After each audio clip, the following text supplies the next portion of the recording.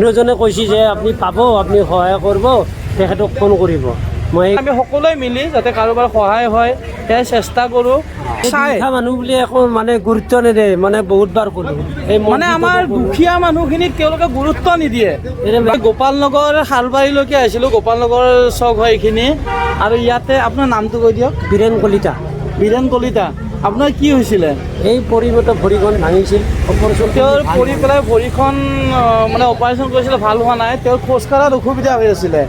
তাৰপিছতে এজন বন্ধুৱে কোনোবাই আমাৰ বিষয়ে ক'লে যে এনেকৈ সহায় কৰে। শেষত আপোনাক বন্ধু এজনে কৈছিলে, যে আপুনি পাব, আপুনি সহায় কৰিব, তেখেতক ফোন কৰিব। মই সেইকাৰণে আপোনাক ফোন কৰিলোঁ।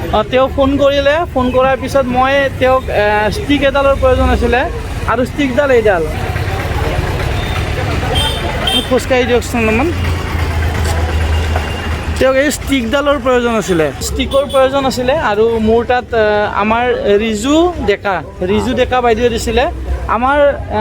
মোৰ আৰু এইপিনে দাদাৰ ফালৰ পৰা ৰিজু ডেকা বাইদেউলৈ বহুত বহুত ধন্যবাদ জনাইছোঁ। এইখিনি সহায় পোৱাৰ কাৰণে। যেনেকৈ নহওক আৰু যাতে অসহায় বিপদত পৰা মানুহবিলাক সহায় পায় আমাৰ ফালৰ পৰা, তেনেকুৱা ধৰণে আমি সকলোৱে মিলি যাতে কাৰোবাৰ সহায় হয় সেয়া চেষ্টা কৰোঁ। আৰু মানে বিপদত পৰি থকা মানুহজনে উদ্ধাৰ হ'ব লাগে, সেইখিনিয়ে আমাৰ চেষ্টা। ভিডিঅ'টো চাব, যদি ভাল পায় শ্বেয়াৰ কৰি দিব। কোনোবা যদি আপোনাৰ ওচৰে পাজৰে যদি বিপদত পৰি থকা মানুহ আছে, আমাক খবৰ দিব, আমি যি পাৰোঁ চেষ্টা কৰিম সহায় কৰিবৰ কাৰণে।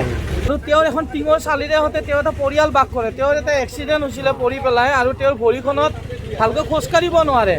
আৰু তেওঁ বৰ্তমান চৰকাৰী আঁচনি একো পোৱা নাই।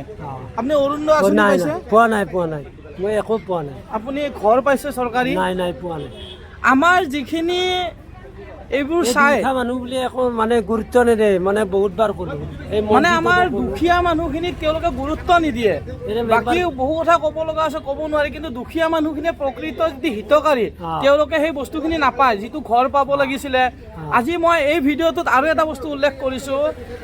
মই জনাত যাৰ ঘৰত 2খন গাড়ী আছে, যাৰ ডাঙৰ ডাঙৰ ঘৰ আছে, মান্থলি 1 লাখ টকা ইনকাম, তেওঁলোকে অৰুণোদয় আঁচনিৰ টকা পাইছে তাৰমানে, তেনেকুৱা।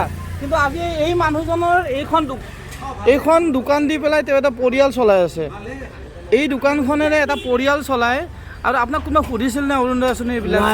কাবাকানি সুধে, মানে পোৱা নাই বুলি কয়, পাব বুলি কয়, নিদিয়ে। ফৰ্ম নাই, গুৰুত্ব নিদিয়ে। নাই, ফৰ্ম দিয়াই নাই। আৰু ঘৰ এই ৰামনগৰত চৰকাৰী ঘৰ পাইছে? নাই, পোৱা নাই। সেইবিলাক নাই, চৰকাৰী একোৱে পোৱা নাই। আপোনাৰতো ওচৰতো এইবিলাক অৰুণোদয় আঁচনি বা চৰকাৰী ঘৰ ধনী মানুহে পাইছে। কিছুমানে পাই আছে, অৰুণোদয় পাই আছে, কিবা ঘৰ চৰ পোৱা নাই যদিও অৰুণোদয়। কিন্তু ধনী মানুহবিলাকে পাই আছে, নিজ চকুৰে দেখা পাইছে আপুনিও।